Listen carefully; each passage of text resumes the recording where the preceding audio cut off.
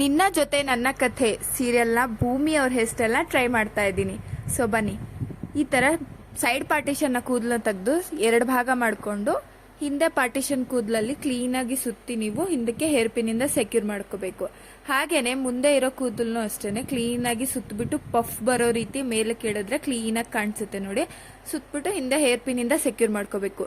ಎಲ್ಲ ಕೂದಲನ್ನು ಒಂದ್ ಕಡೆ ಸೇರಿಸ್ಕೊಂಡು ಈ ತರ ಮಾಡಿ, ಅವಾಗ ಜಡೆ ಹಾಕಕ್ಕೆ ನಿಮ್ಗೆ ಈಸಿ ಆಗುತ್ತೆ. ಇಲ್ಲಾಂದ್ರೆ ಜಡೆ ಹಾಕಕ್ಕೆ ನಿಮ್ಗೆ ತುಂಬಾನೇ ಕಷ್ಟ ಆಗುತ್ತೆ. ಸೊ ಒಂದ್ ಸೈಡ್ ಆದ್ಮೇಲೆ ಈ ತರ ಕ್ಲೀನಾಗಿ 4 ಕಾಲಿನ ಜಡೆ ಹಾಕೊಂತಾ ಹೋಗಿ 2 ಭಾಗ ಮಾಡ್ಕೊಂಡು ಸ್ವಲ್ಪ ಸೈಡ್ಸ್ ಕೂದಲನ್ನ ತೆಗೆದು ನೀವು ಮಧ್ಯಭಾಗಕ್ಕೆ ಈ ತರ ಸೇರಿಸ್ತಾ ಹೋಗ್ಬೇಕು.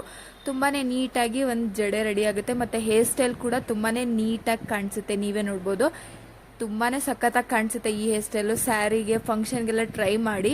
ಈಗೇನು ಮದುವೆ ಸೀಸನ್ ಎಲ್ಲ ನಡೀತಾ ಇದೆ, ಫಂಕ್ಷನ್ಸ್ ಎಲ್ಲ ತುಂಬಾನೇ ಇದೆ. ಸೊ ಈ ತರ ಒಂದು ಹೇರ್ ಸ್ಟೈಲ್ ನೀವು ಏನಾದ್ರು ಕ್ವಿಕ್ ಆಗಿ ರೆಡಿ ಆದ್ರೆ ತುಂಬಾನೇ ಚೆನ್ನಾಗಿ ಕಾಣಿಸ್ತೀರಾ. ಸೊ ಒಂದ್ಸಲಿ ಟ್ರೈ ಮಾಡಿ. ಮತ್ತೆ ಹೇರ್ ಸ್ಟೈಲ್ ಹೇಗಿದೆ ಅಂತಾನು ಕಮೆಂಟ್ ಮಾಡಿ. ಈ ಹೇರ್ ಸ್ಟೈಲ್ ಏನಾದ್ರು ನಿಮಗೆ ಇಷ್ಟ ಆದ್ರೆ ಲೈಕ್ ಮಾಡಿ, ಮತ್ತೆ ಕಮೆಂಟ್ ಮಾಡಿ ಹೇಗಿದೆ ಅಂತ. ಮತ್ತೆ ಫಾಲೋ ಮಾಡೋದನ್ನ ಮರಿಬೇಡಿ.